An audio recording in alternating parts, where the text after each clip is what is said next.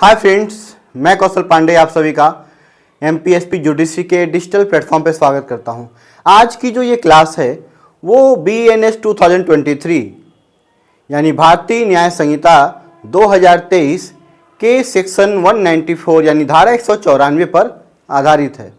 धारा 194 जो दंगा यानी एफरी के अपराध को रिफ्लेक्ट करता है। आज हम उसी को जानेंगे कि दंगा का अपराध किसे कहते हैं, दंगा का अपराध कहाँ किया जाता है, किसके द्वारा किया जाता है, इसके लिए क्या पनिशमेंट दिया जाता है, अगर कोई व्यक्ति जो दंगा के अपराध के लिए दोषी होंगे तो उनको क्या पनिशमेंट दिया जाएगा। तो इन्हीं सभी बातों पर आज की क्लास आधारित है। तो शुरू करते हैं आज की क्लास को। सबसे पहले हम देखेंगे कि जो एफरे यानी दंगा का जो अपराध है वो किस सेक्शन में है। तो किस सेक्शन में है ये है सेक्शन 194, धारा 194 में है। ये है धारा 194 में। धारा 194 जो भारतीय न्याय संहिता का धारा 194 है वह किस अध्याय के अंतर्गत है। तो यह है अध्याय यानी चैप्टर 11 यानी यह अध्याय 11 में शामिल किया गया है। देखिए, जब कभी भी आप एक्ट को पढ़ें तो बेयर एक्ट को साथ में जरूर रखे रहें, ठीक है। तो चाहे वो इस संहिता को पढ़ें यानी बीएनएस को पढ़ें, चाहे किसी भी लॉ को पढ़ें, जहाँ जो भी एक्ट है तो उसके लिए जाहिर सी बात है बेयर एक्ट प्रोवाइड करवाया ही जाता है। तो बेयर एक्ट को रखिए साथ में, कौन सा सेक्शन है, सेक्शन में क्या क्या कीवर्ड्स दिए गए हैं। कीवर्ड्स का रोल बहुत होता है। कीवर्ड्स को एक नोटबुक बनाइए, कीवर्ड उसमें क्या करते जाइए, लिखते जाइए, ठीक है। जैसे इसके कीवर्ड क्या क्या हैं। सब सेक्शन 1 जो इसका है यानी उपधारा 1 जो इसकी है वह इस अपराध को परिभाषित कर रही है। तो कुछ बातों को बताएगी कि कब ये अपराध कारित होता है, क्या क्या बात इसमें जरूरी है। तो सब सेक्शन 1 को जब आप पढ़ेंगे तो दंगा के अपराध में किन बातों को रखा गया है यानी क्या क्या होगा तो ये अपराध होगा। तो यहां ये कहा गया है कि कम से कम दंगा के अपराध को करने के लिए 2 या 2 से अधिक व्यक्ति होने चाहिए। इसका मतलब है कि एक व्यक्ति दंगा का अपराध नहीं कर सकता है, एक से ज्यादा जरूर होने चाहिए, 2। और वो जो 2 बात कही गई है, जब एक्ट को आप पढ़ेंगे सब सेक्शन 1 में तो उसमें लिखा है 2 पर्सन्स। और यहां जो 2 पर्सन्स का मतलब 2 पार्टीज होना है। यानी पहले हम देखेंगे कितने व्यक्ति दंगा के अपराध को गठित कर सकते हैं।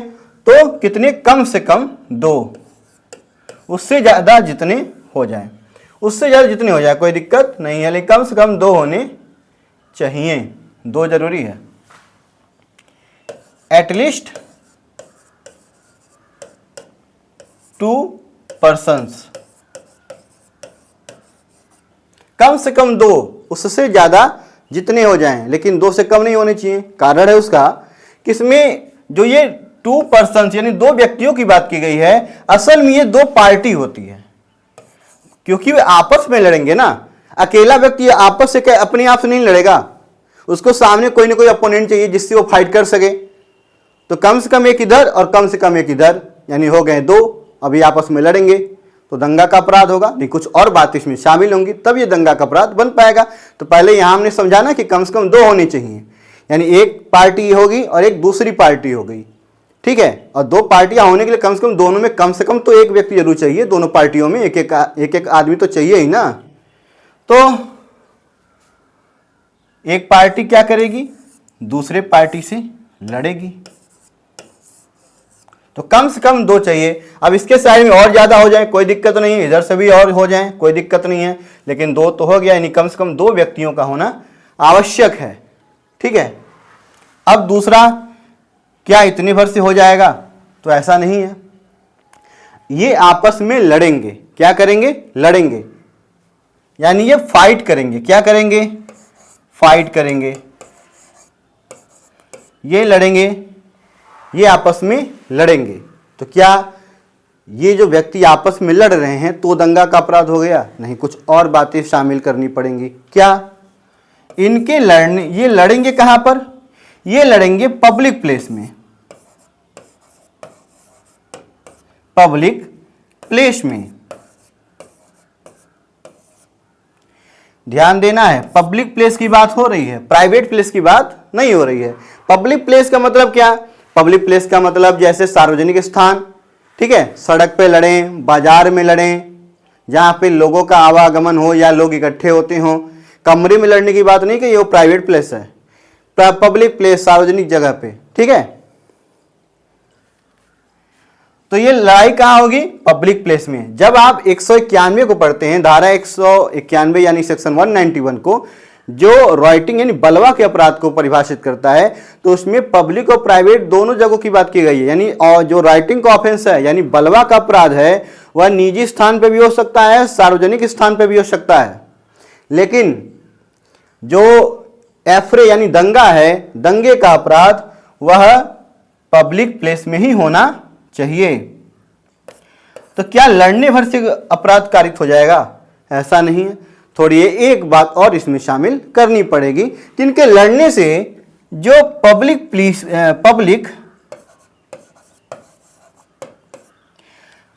है वो हो जाता है डिस्टर्ब। इनके लड़ने से पब्लिक पीस डिस्टर्ब होगा, लोगों की शांति भंग होने लगेगी, उसमें बाधाएं पड़नी शुरू हो जाएंगी। जाहिर सी बात है, एक सड़क आवागमन का रास्ता है, गाड़ियां आ रही हैं जा रही हैं, वहीं पे दो लोग लड़ना क्या कर दें, शुरू कर दें, तो बाकी लोग डिस्टर्ब होंगे कि नहीं होंगे? जाहिर सी बात है होंगे।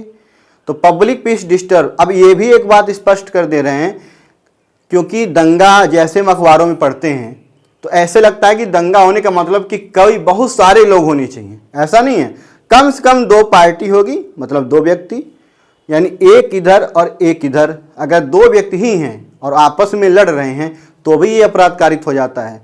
20, 25, 50 की जरूरत नहीं है, यानी दो पार्टी यानी कम से कम दो व्यक्तियों का होना आवश्यक है। पार्टी वर्ड क्यों कह रहा हूं मैं? क्योंकि ऐसा दो व्यक्तियों का होना आवश्यक जब हम पढ़ते हैं तो कहीं ये ना अनुमान लगा ले हम कि एक तरफ से दो व्यक्ति होंगे, यही दो व्यक्ति दूसरे से जाके लड़ेंगे। ऐसा नहीं है, ये दो व्यक्ति आपस में ही लड़ेंगे। जब आपस में लड़ेंगे तो ये दो पार्टी नहीं बन गए, तब ये क्या बना लेंगे? अपनी अपनी पार्टी। एक पार्टी ये हो गई और एक पार्टी इधर से हो गई। मान ली इधर एक आदमी, उसका नाम ए है, जिससे लड़ेगा उसका नाम बी है, तो ये दो पार्टियां हो गई ना। यानी दो व्यक्ति आपस में इकट्ठे होकर किसी तीसरे से नहीं लड़ेंगे, दो आपस में ही लड़ेंगे, ठीक है। तो ये अपराध कारित हो जाता है। यानी कम से कम कितने चाहिए? At least 2 parties are required. कम से कम दो व्यक्तियों, एटलीस्ट 2 पर्सन्स आर रिक्वायर्ड, ठीक है, एज गिवन इन सबसेक्शन 1। वहां पे पर्सन वर्ड यूज किया गया है, पार्टी वर्ड यूज नहीं किया गया। पार्टी क्यों बोल रहा हूं? क्योंकि वो पार्टी को ही डिनोट करता है। कारण ये है कि कहीं भ्रम ना हो जाए। जैसे आप पढ़ते हैं सेक्शन 61 को, 61 पढ़ते हैं, क्रिमिनल कॉन्स्पिरेसी पढ़ते हैं आप, तो उसमें भी क्या कहा गया है कि आपराधिक षड्यंत्र रचने के लिए कम से कम दो व्यक्तियों का होना आवश्यक है ना। तो उसमें भी एक व्यक्ति अकेले से तो नहीं रचेगा, सामने को उसको क्या चाहिए? व्यक्ति चाहिए, तभी तो वो उससे षड्यंत्र बनाता है। तो वैसे इसमें भी क्या है। और इसके अलावा जब आप पढ़ते हैं सेक्शन 191 को, धारा 191 जो बलवा के अपराध को करता है, तो उसमें क्या बोला गया है कि कम से कम 5 व्यक्ति होने चाहिए। इसमें क्या है? कम से कम 2 व्यक्ति होने चाहिए। लेकिन जो धारा 191 में जो बलवा के अपराध में 5 व्यक्तियों की बात की गई है, वह एक ही ग्रुप के लोग हैं जो दूसरे से क्या करते हैं? दूसरे के ऊपर बल या हिंसा का प्रयोग करते हैं। वो एक ही ग्रुप में है, ये एक ग्रुप में नहीं है, 2 डिफरेंट ग्रुप है ये, यानी 2 एक दूसरे के अपोनेंट हैं, ठीक है।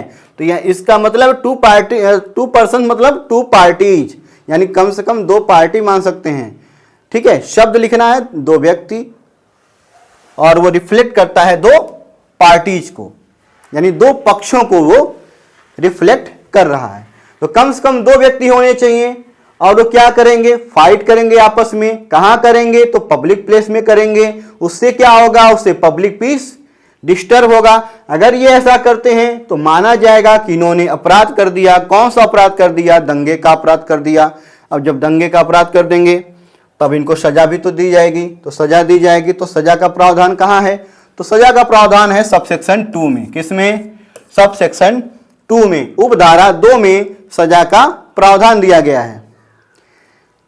देखने में तो लगेगा कि काफ़ी ज़्यादा सज़ा होगी, क्योंकि अखबारों में पढ़ते हैं दंगा हो गया तो जैसे लगता है बहुत बड़ा अपराध हो गया, काफ़ी ज़्यादा सज़ा होगी। लेकिन आप इसको जब देखेंगे सब सेक्शन 2 को, तो अखबारों की भाषा और अखबारों का जो प्रस्तुतिकरण होता है वो जानते ही हैं कैसा होता है।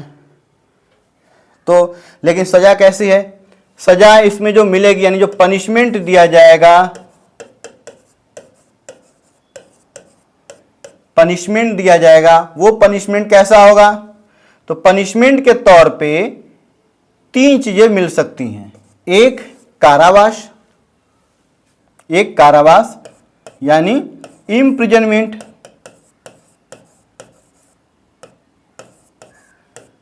या दूसरा, मैंने या कहा है, यानी या तो कारावास या फाइन जुर्माना, या तीसरा भी हो सकता है।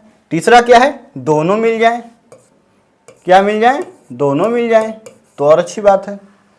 ठीक है, तो या तो कारावास होगा या जुर्माना, या दोनों हो सकता है। दोनों मतलब कारावास भी मिल गया, साथ में जुर्माना भी इनके ऊपर इंपोज कर दिया गया जो इसमें अब अपराधी होंगे। ठीक है, लेकिन सवाल ये है कि कारावास तो लिख दिया गया, इसकी अवधि क्या होगी, इसका टर्म क्या होगा? तो ये हो सकेगा 1 महीने तक का, मैक्सिमम 1 महीने से ज्यादा नहीं सजा दिया जा सकता है। 1 महीने से कम भले हो जाए, लेकिन 1 महीने से ज्यादा की सजा, 1 महीने से ज्यादा की कारावास, क्योंकि सजा में तो कारावास भी आएगा जुर्माना भी आएगा, तो सजा के तौर पे कारावास भी दिया जा सकेगा। तो कारावास मैक्सिमम कितना दिया जा सकेगा? तो 1 महीने का, उससे ज्यादा का कारावास नहीं होगा। ठीक है, अगर जुर्माना लगा दिया है तो ये कितना होगा? तो ये भी मैक्सिमम अगर कहीं लगेगा इस पे जुर्माना तो कितना? 1000 रुपये तक का। 1000 रुपये से ज़्यादा का जुर्माना नहीं लगाया जा सकेगा। ठीक है, अब या तो दोनों दे दिया जाए, यानी 1 महीने की सज़ा भी हो जाए, साथ में क्या हो जाए? जुर्माना भी लग जाए। तो ये इसका सज़ा है। सजा कहाँ दिया गया है? सब सेक्शन 2 में, उपधारा 2 में इसके लिए सजा की बात की गई है। यानी जो कोई भी एफरे यानी दंगा का अपराध करेगा तो उसको सजा के तौर पे कारावास की सजा दी जा सकती है। अब कैसी होगी? ये सादा भी हो सकता है, कठोर भी हो सकता है, रेगरस भी हो सकता है, या सिंपल भी हो सकता है।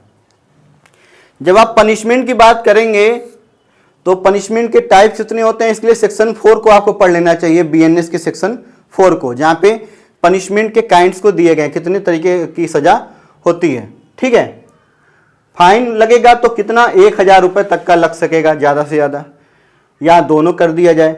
अब ये देखेंगे, थोड़ी कुछ और बातों पे चर्चा कर लें कि पहले जो ये एफरे का अपराध है यानी दंगा का जो अपराध है, ये कॉग्निजेबल है कि नॉन कॉग्निजेबल है, यानी संज्ञेय है कि असंज्ञेय है?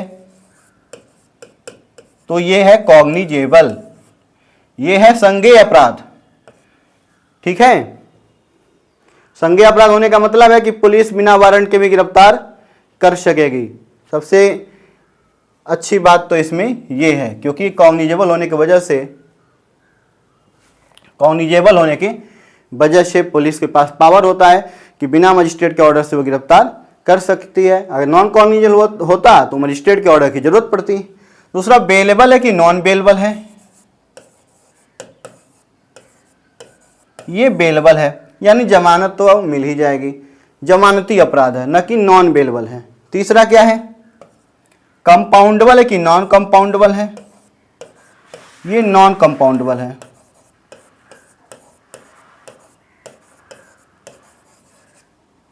ये नॉन कंपाउंडेबल है, यानी अशमनीय अपराध है। आप सोचेंगे कि अशमनीय अपराध क्या होता है, इसके लिए आप इसके अपराधों की लिस्ट देखेंगे। देखिए, संज्ञेय अपराध कहाँ वर्णित है, कहाँ इसको मेंशन किया गया है? तो पहला जो स्केड्यूल है यानी पहली अनुसूची है, उसमें आप जो अपराधों की सूची बनी हुई है वहाँ देखेंगे तो 6 कॉलम है, तो उसमें देखेंगे तो संज्ञेय अपराध है कि असंज्ञेय है, यानी अपराधों के सामने जो अपराध होंगे उसके बाद उसके सामने उसका नेचर भी दिखाया गया कि कॉग्निजेबल है कि नॉन कॉग्निजेबल है। वैसे ही बेलेबल है, जाहिर सी बात है जो कॉग्निजेबल है इसका मतलब वो नॉन कॉग्निजेबल नहीं है, और अगर कहीं बेलेबल लिखा है तो इसका मतलब वो नॉन बेलेबल नहीं है, तो पहली अनुसूची को देखना पड़ता है, पहले स्केड्यूल को देखना पड़ता है। और इसके लिए नॉन कंपाउंडेबल है, यानी शमनी है कि अशमनी है, कंपाउंडेबल है कि नॉन कंपाउंडेबल है, इसको देखने के लिए आपको पहली अनुसूची की जरूरत नहीं पड़ेगी। आपको इसको देखने के लिए सेक्शन BNSS का सेक्शन देखना पड़ेगा, सेक्शन 359। ठीक है। अब इसका ट्रायल कहाँ चला जा सकता है, तो किसी भी मजिस्ट्रेट के यहाँ, ट्राइबल बाई एनी मजिस्ट्रेट।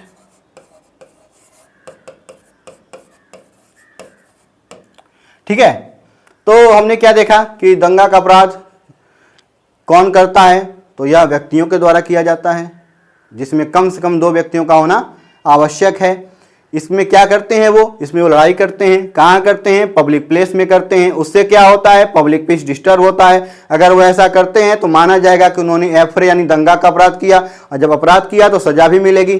तो सजा में क्या है, सबसेक्शन 2 बताएगा।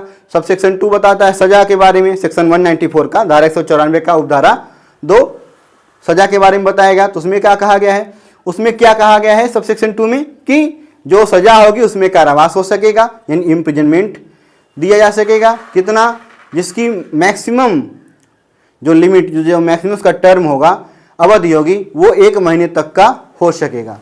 ठीक है। या जुर्माना इम्पोज कर दिया जाए। जुर्माना होगा तो उसकी रकम कितनी हो सकेगी, मैक्सिमम 1000 रुपये तक का मैक्सिमम हो सकेगा। 1000 से ज़्यादा नहीं हो सकेगा, कम बोलेगा, लेकिन 1000 से ऊपर क्रॉस नहीं होगा। ठीक है। या दोनों कर दिया जाए, दोनों एक साथ मिल जाए, कारावास भी हो जाए। कारावास कैसा हो सकेगा, सादा या कठोर हो सकेगा। कैसा है ये, संज्ञेय है कि असंज्ञेय है, यानी कॉग्निजेबल है कि नॉन कॉग्निजेबल है, तो ये कॉग्निजेबल ऑफेंस है। बेलेबल है कि नॉन बेलेबल है, ये बेलेबल ऑफेंस है। कंपाउंडेबल है कि नॉन कंपाउंडेबल है, ये नॉन कंपाउंडेबल है। इसका ट्रायल कहाँ कंडक्ट हुआ, ट्राइबल बाई एनी मजिस्ट्रेट, किसी भी मजिस्ट्रेट के यहाँ। तो हमने जाना कि एफरे यानी दंगा का अपराध किसे कहते हैं, उसके लिए क्या पनिशमेंट दिया गया है, उसका नेचर क्या है, क्या वो कॉग्निजेबल है कि नॉन कॉग्निजेबल है, बेलेबल है कि नॉन बेलेबल है, कंपाउंडेबल है कि नॉन कंपाउंडेबल है, किसके यहाँ इसका ट्रायल होगा, किसके यहाँ किया जा सकेगा। ठीक है। तो इन सब बातों को हमने जाना। उम्मीद करता हूँ ये वीडियो लेक्चर आपको पसंद आया होगा। अगर पसंद आया हो तो आप इस चैनल को सब्सक्राइब जरूर करें, साथ ही वीडियो को ज़्यादा से ज़्यादा शेयर करें और अपने कीमती सुझाव को कमेंट बॉक्स में जरूर लिखें। आप सबके उज्जवल भविष्य की शुभकामना के साथ एक नए, इसके अगले एपिसोड में किसी नए सेक्शन पे हम चर्चा करेंगे। Thank you.